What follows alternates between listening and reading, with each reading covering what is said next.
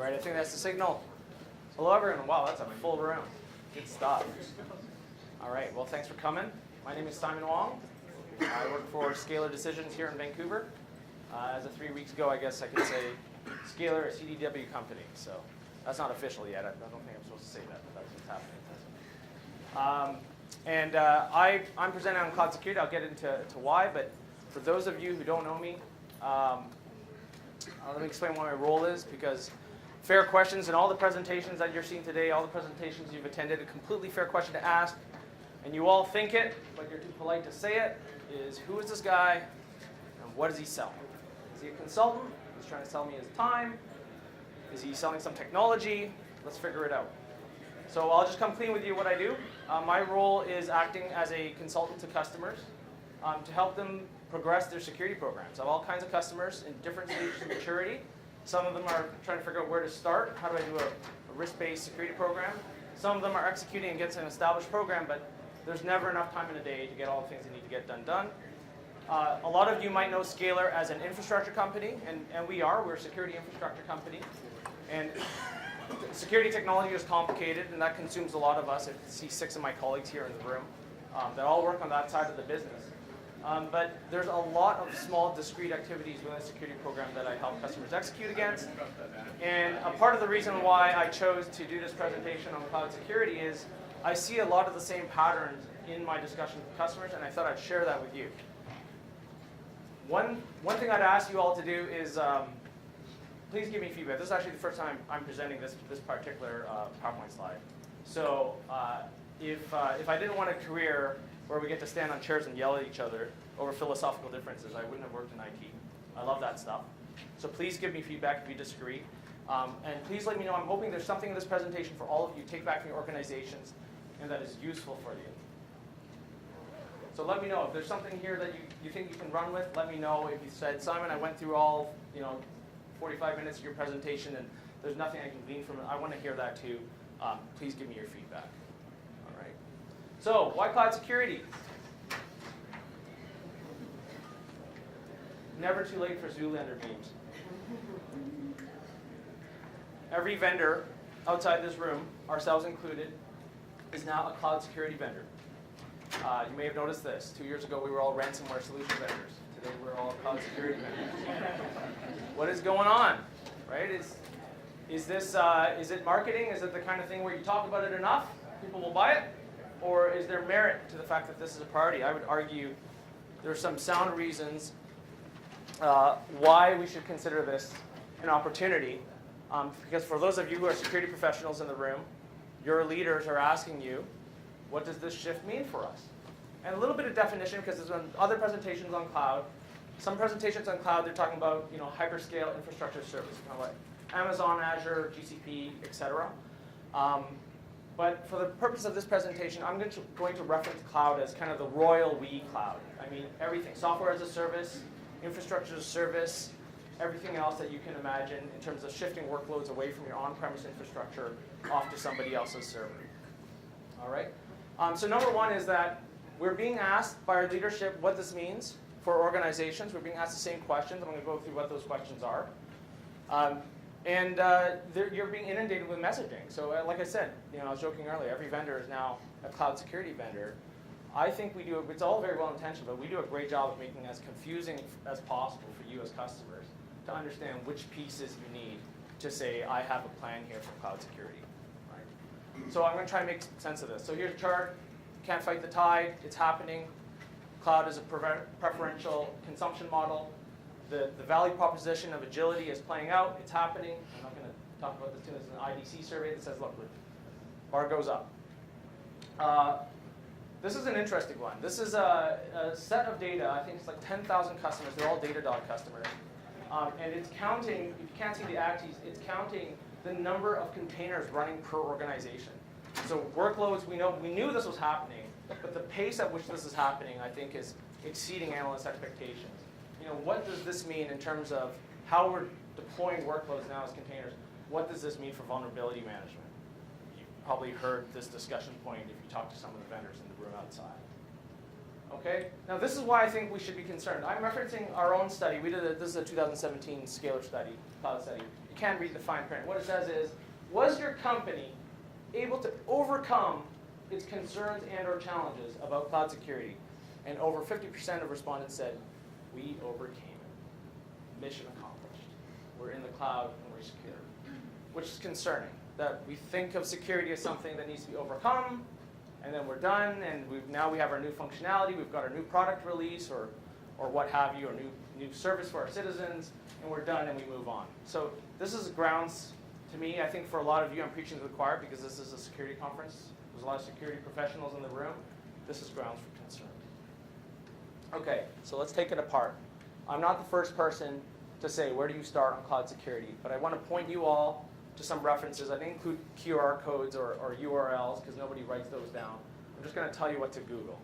I like made in BC content. So my colleague James Armitage, who works for the City of Vancouver, did a fantastic presentation on layer 1 through 7 security in AWS.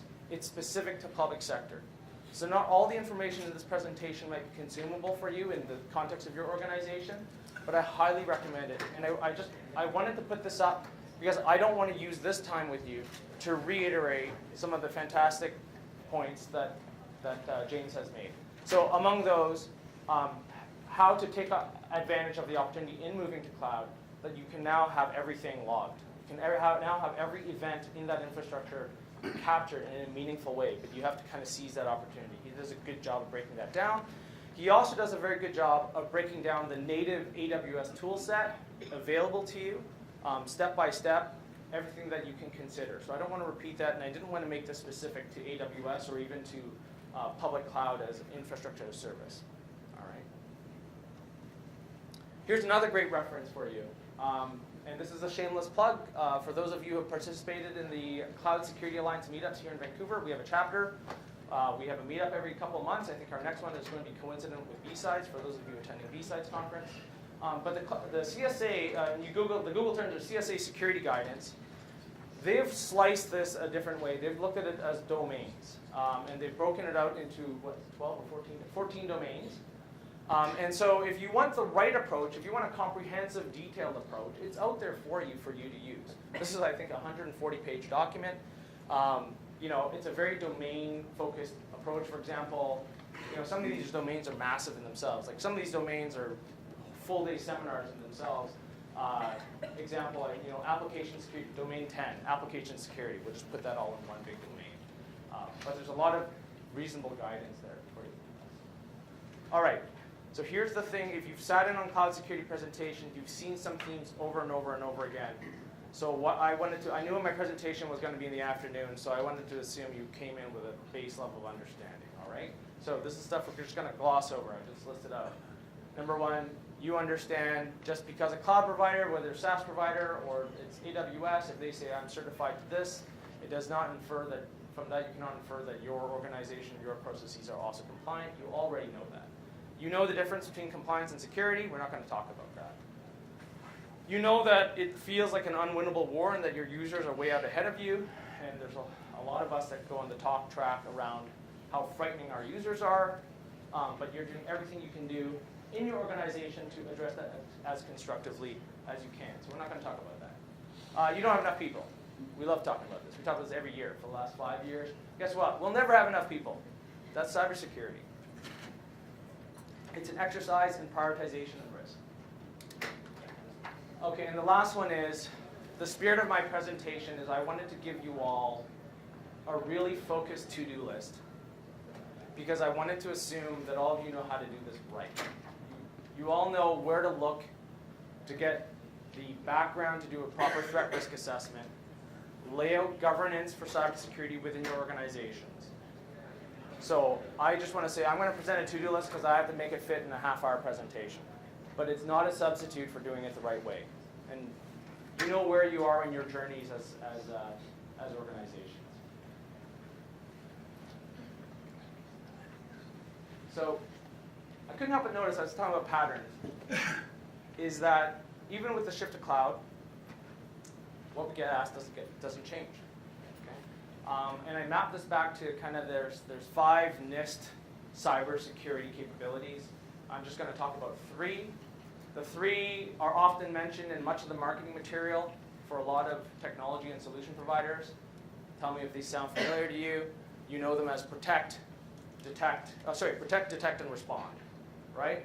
So the two NIST capabilities that sometimes don't get as much airtime, and I'm not going to give them a lot of airtime today either, just for the sake of time, is identification, qualification of nefarious activity, and recovery. The recovery is kind of put by the wayside unfairly. But just to condense it, I wanted to talk about protection, detection, and responding. And I noticed we get asked the same questions. We get asked the same questions, and instead of calling it protection, I decided to divide protection into two pieces.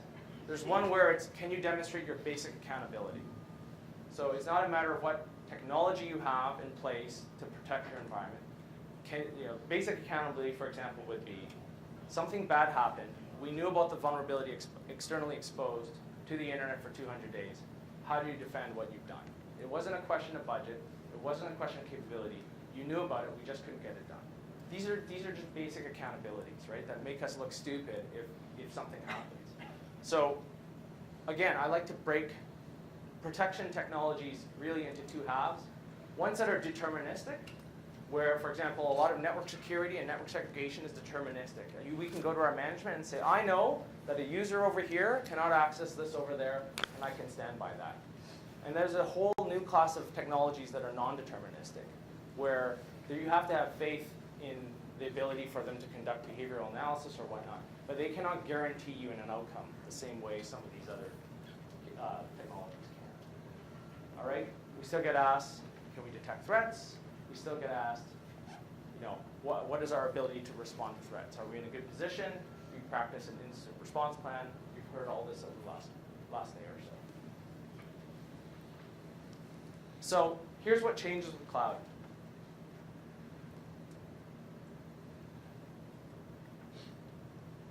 Our vulnerabilities have changed significantly with the shift to cloud. And I think a lot of it actually is organizational.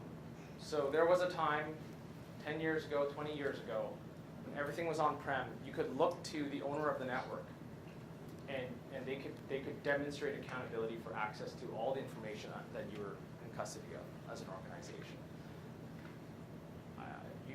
We know that data has moved outside, but the bigger problem, I think, is that even internally within your own organization, the accountability for access has shifted into different divisions and different groups.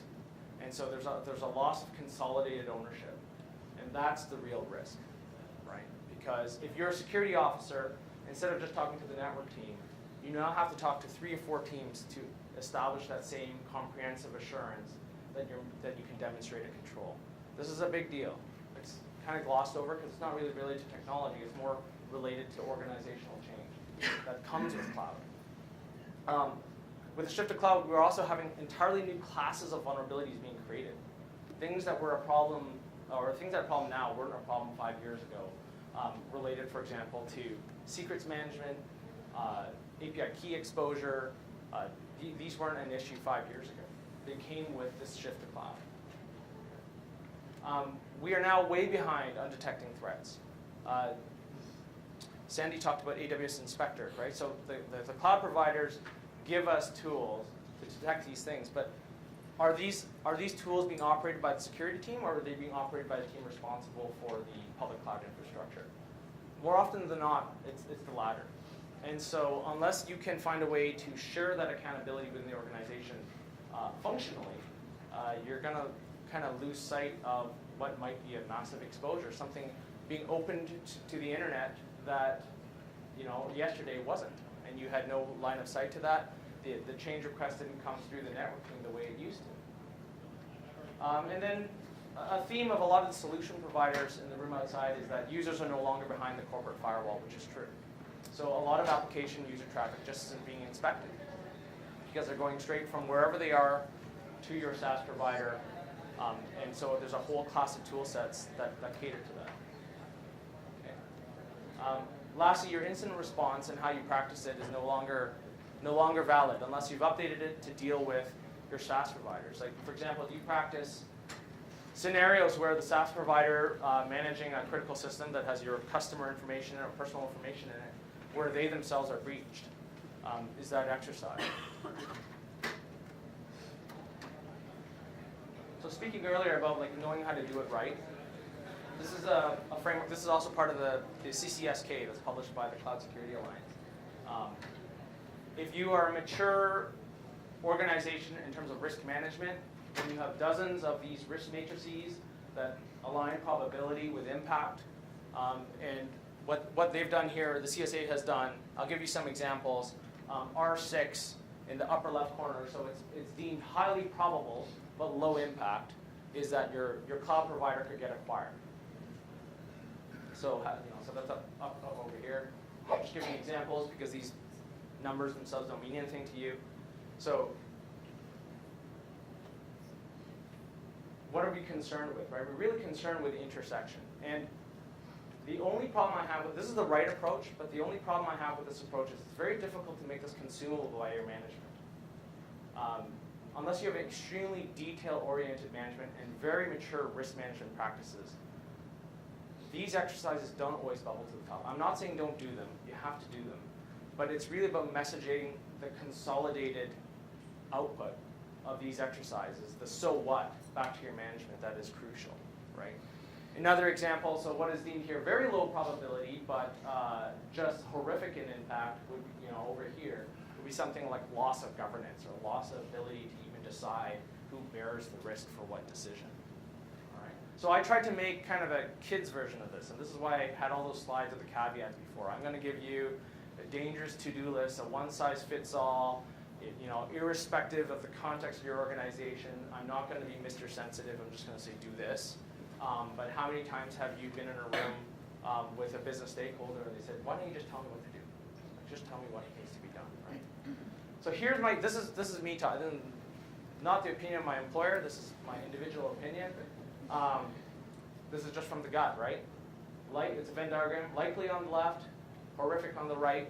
Kind of care about the intersection. So I'm going to walk you through this. And I think these are points that are very sellable to your board. We don't need to scare the board. They're already scared. They've never been more aware as consumers and as business professionals of the inherent risks. So I think it's a very easy sale to say that usernames and passwords in an organization are already compromised. I think that's an easy sale. You can tell someone, do you believe that we have one user in our organization that is reusing their password? And they will say yes, they've seen it, right? They've seen it in the news. They know they use the same password for their banking that they do for their luggage. So, very likely. And then, so what I'm saying here unlikely is this is going to happen to you this year. This is going to happen to all of you in your organization this year. You're going to have to deal with an event where you have a compromised email account. And then that might lead to a business email compromise event where you have an internal email that looks like it comes from someone who has decision-making authority, and they're going to try straight-up fraud. It won't necessarily have malware on it. It won't necessarily have a malicious URL. It's just going to be straight fraud. Now, is this horrific? Not really. It's a nuisance. It's going to take time out of your day, but it's not horrific. Over here in horrific, what do I mean by horrific? I keep bringing up, has anyone here heard of Code Spaces? It's a 2014 example. Code Spaces? So Code Spaces was a startup that was a source code repository. They hosted Subversion and GitHub, source code repositories. They had a business on this. In 2014, their Amazon control panel was taken over. So they had, first thing that happened is they got a DDoS attack. When they contacted the attacker, they were extorted. When they refused to pay the ransom, the attacker took out all of their backup, all their EBS, all their Amazon machine instances, everything. And so they ceased to exist. So June 2014 was the last day of, last month of operation for Code Spaces, and that's it. So it's a very extreme example, but I'm always interested in those examples because those are, to me, they're kind of the canaries. I've had those calls, in the role I have, I get the 911 calls here in BC.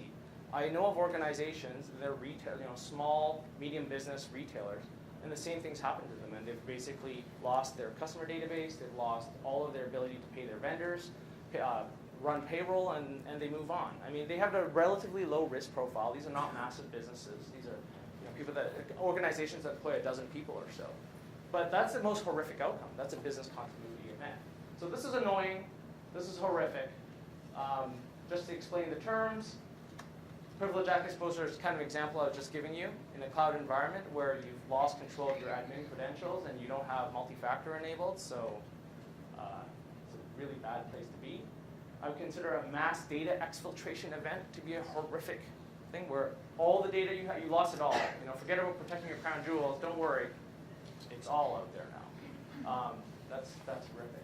But this intersection is something really to pay attention to. This is what I personally think is both likely to happen and is more than just a nuisance, a one-day nuisance where you have to reset a few passwords and come back in the next day.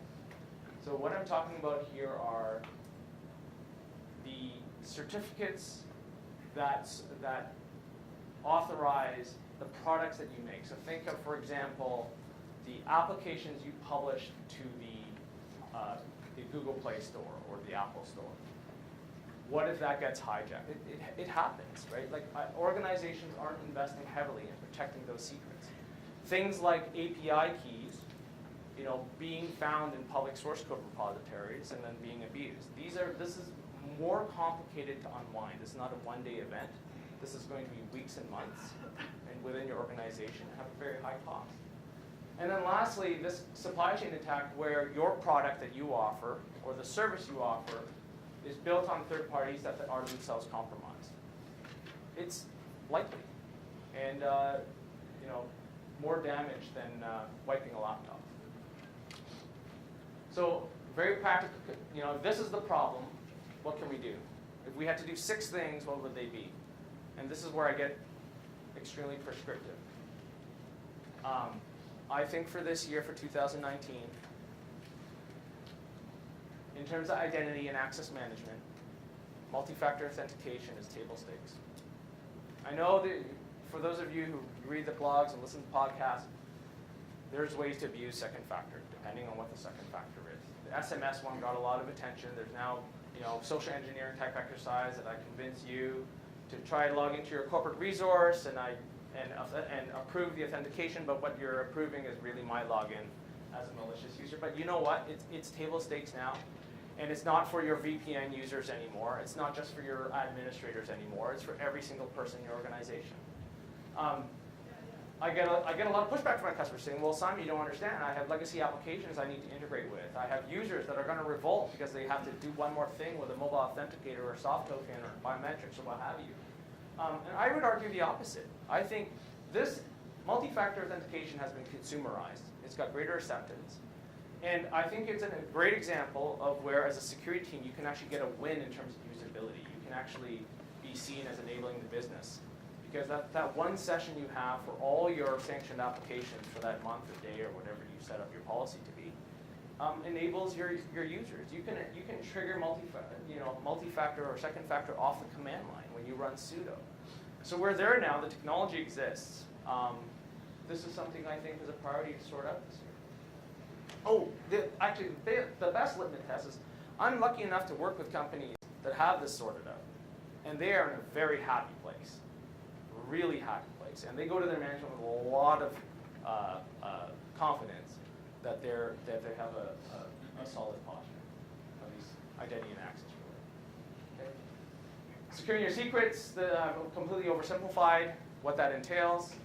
That's probably a separate conversation, but my point here is that it should be a priority. You need to review what those secrets are within your organization and ensure they're properly secured. Vulnerability management, the first step in the 12-step program is admitting you have a problem. It's time to admit we have a problem in vulnerability management. We can't just do internal scans and our quarterly external IP scans. That does not constitute your attack surface at all. We often ignore exposed APIs. We ignore exposure of web and mobile applications, and they are the most frequently attacked sources because that's where the PII is. That's where the money is. And then lastly, there's a whole suite of tools. Again, the vendors that are sitting outside right now, a lot of them have tools to assess the configuration of your public cloud. And the reason why they're in this business, and I told you already, all the public clouds have their own native tools. So you could use the native tools. Why not just use the native tools? The reason why these exist is because on number 5, to me the key is consistency. Do you have the assurance that you can demonstrate control throughout your environment?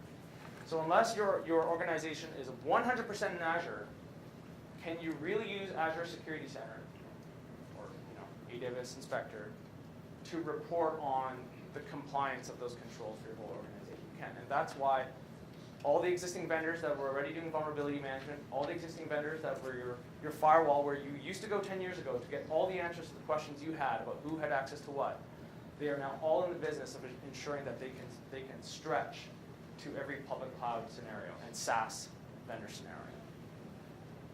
Does this help bucketize the conversation you're having about technology and solutions? Because that was my intent here. You don't have to answer that question all at once. But I do really want to know, so come let me know afterwards. Third-party risk. This is a big one. This is what cloud's all about, is giving away responsibilities to someone else. But the cardinal sin, I think, is that we tend to evaluate, when we do that RFP for a new application for X, we tend to weigh very heavily the compliance standards of the bidders. Oh, don't worry, they're SOC 2 certified, we're good. And there's never that follow-on. There's never that follow-on. At time of bid award is important, but also just ongoing. Like, are you managing that ongoing relationship with the SaaS vendor and asking security questions, and not just show me your certificate for X, which serves a purpose, but like I said, 6 slides ago, compliance and security are different things. All right. And then lastly, you have a whole bunch of existing investments. Everybody wants you to reevaluate, whether it's for threat detection, segregation, etc. Whatever the function of that technology is, it's time to reevaluate every single one and say, does this have a future in the direction that we're taking in terms of workload migration? All right. That's it. That was my presentation. We're doing half an hour.